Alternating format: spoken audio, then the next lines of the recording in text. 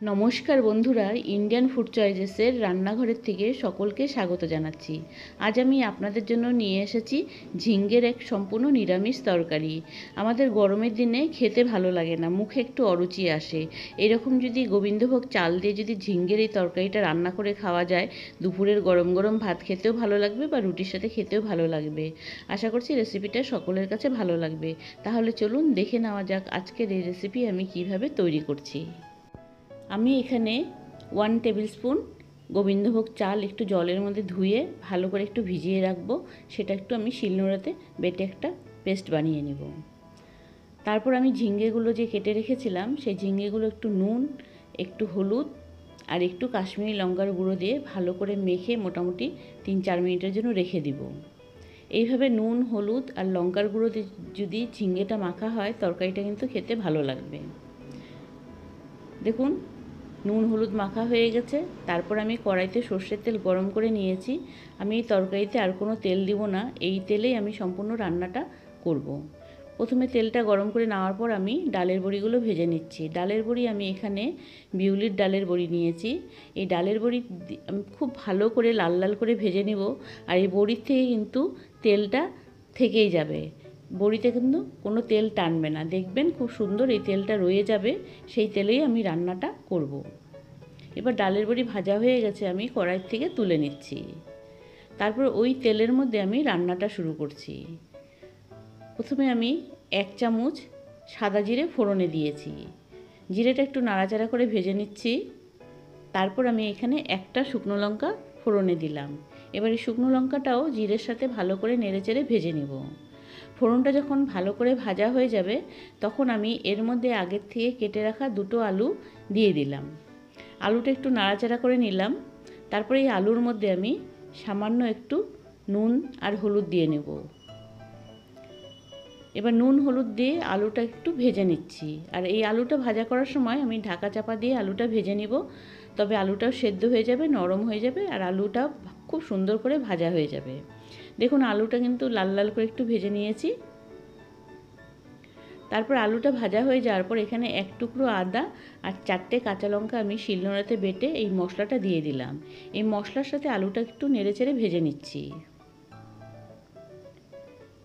তারপর আমি এর মধ্যে 1 চামচ কাশ্মীরি লঙ্কার গুঁড়ো দিয়েছি একটু কালার হওয়ার জন্য, আর একটু জিরের গুঁড়ো দিব। কারণ হলুদ দেব না বা নুন দেব না, আমি আলু ভাজার সময় একটু নুন আর হলুদ দিয়ে নিয়েছিলাম, আর ঝিঙ্গের মধ্যে আমি নুন হলুদ মাখিয়ে নিয়েছি, সেই জন্য আর এর মধ্যে হলুদ বা নুন দেব না।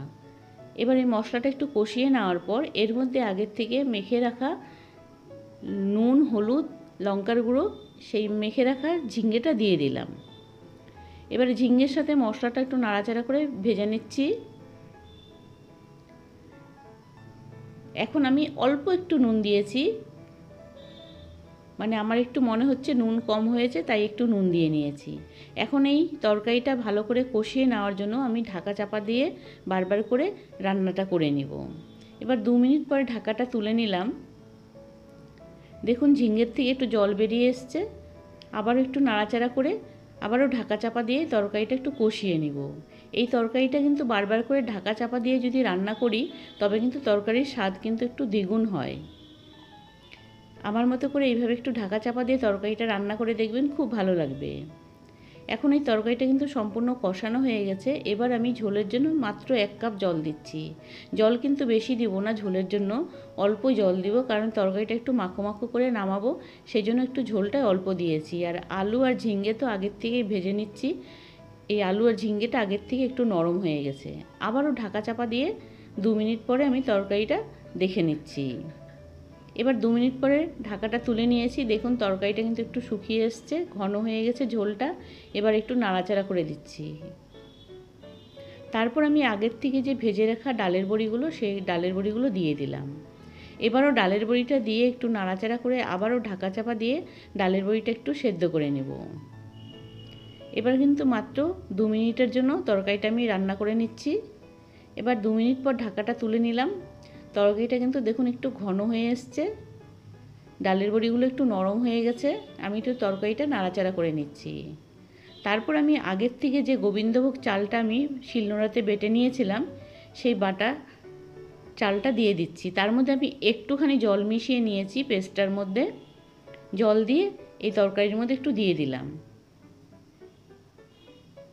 এবার এই চাল বাটাটা দিয়ে তরকারির সাথে একটু নাড়াচাড়া করে দিচ্ছি, দিয়ে মোটামুটি 1 মিনিটের মতো রান্না করলে তরকারিটা কিন্তু সম্পূর্ণ রান্না হয়ে যাবে। দেখুন এখন কিন্তু তরকারিটা কিন্তু সম্পূর্ণ রান্না হয়ে গেছে।